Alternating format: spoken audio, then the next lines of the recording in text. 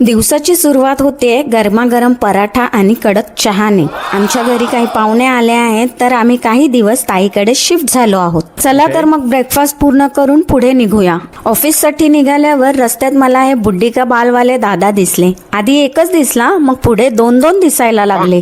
मग थोडी पुढे आले तर इथे पण तेच. आधी एक बकरी दिसते, मग बघता बघता 2 दिसायला लागल्या. अरे काय होतंय सकाळपासून.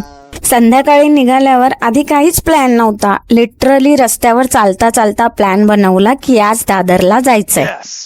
गेल्या वर्षभरात मी स्वतःसाठी एक धागा पण विकत घेतला नाहीये. माझ्या हस्बंडची हेल्थ आणि त्यानंतर जे सगळं झालं, त्यानंतर माझं सगळंच बदलून गेलं. माझ्यासाठी आधी चप्पल घेतली. तुम्हाला वाटत असेल माझ्याकडे 2च मॅक्सी आहेत, कारण प्रत्येक व्हिडिओमध्ये मी तेच रिपीट घालत असते. म्हणून म्हटलं कोण बोलायच्या आधीच आपण नवीन मॅक्सी घेऊया.